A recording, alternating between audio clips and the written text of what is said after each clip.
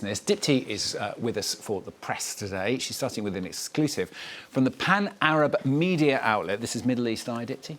Yeah, that's right. Middle East Eye reporting that the prosecutor's office for the International Criminal Court is seeking an arrest warrant. They actually filed a secret arrest warrant application last month for Israel's finance minister Bezalel Smotrich. The application accuses him of war crimes and crimes against humanity committed against Palestinians in the occupied West Bank. Specific charges include forced displacement, persecution, and apartheid, which, if approved, could be the first arrest warrant issued for the crime of apartheid. Middle East Eye reporting in this article here that an evidence review took place last week for the possibility of 2 more arrest warrant applications, including one for National Security Minister Itamar Ben-Gvir, but they yet have to be filed. If judges approve the arrest warrant application, Smotrich would be the 3rd Israeli official targeted by the ICC after Benjamin Netanyahu, of course, and Yoav Gallant, former defense minister. And the report comes, in fact, in the wake of UN accusations of war crimes against Israel, published on Monday. This from the UN, then. And this is making the front page of Arab News, which is a Saudi paper here. UN accuses Israel of war crimes and atrocities against Palestinians. The paper headlining on this UN report, which criticized the treatment of Israeli hostages by Hamas, but also focused more on Israel's retaliatory campaign in Gaza after the October 2023 attacks. Now, Israel's campaign has killed over 70,000 people in Gaza, most of which appear to be, quote, unlawful, according to the UN. The body urging Israel to take all measures necessary to prevent genocidal acts in Gaza. It also warned that Israel's repeated offenses in Gaza and the occupied West Bank amount to possibly ethnic cleansing of Palestinian people. Now we're going to move to the US for this next story. Donald Trump is being accused of essentially creating a nearly $2 billion slush fund.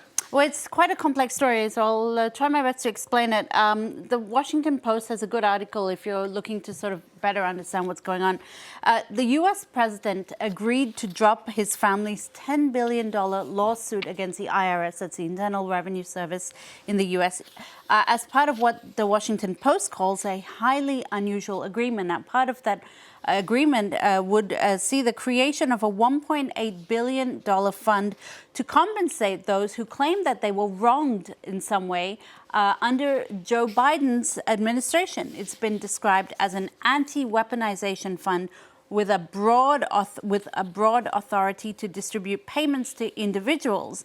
It is, as the Washington Post says, by far the most sweeping tool the president has aimed at financially rewarding his own supporters and political allies. Now, the editors of the Washington Post today say, indeed, this $1.8 billion fund that critics have called a slush fund would really allow Donald Trump to help his own allies and supporters out. The editor is saying that it sets a precedent as well, a dangerous one. It could become a template for all future presidents in the U.S. to shower financial benefits on friends and allies without any accountability. Worse, the fund will pay out for 2 years before it will conveniently cease to exist just after the 2028 elections, which means if Democrats come into power, they will never get control of that money.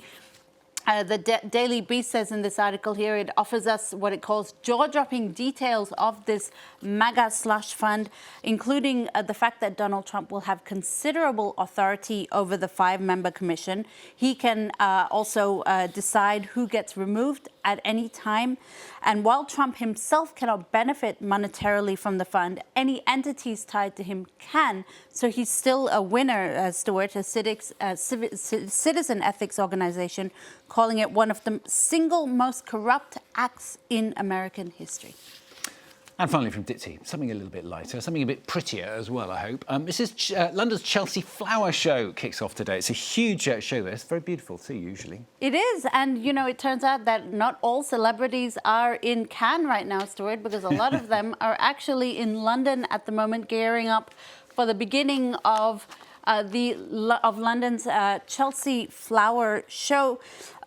King Charles and Camilla met with Sir David Beckham, an avid gardener, actually, ahead of the flower show, which kicks off today, and it runs for 5 days. King Charles and Sir David Beckham actually collaborated on the Curious Garden. It's a garden that will encourage Brits, they hope at least, to discover the joy of gardening and also learn more about the vital contribution of plants. The royal family are present for the unveiling also of Sir David Rose. That's a rose named for Beckham, a white flower chosen by his own daughter, Harper.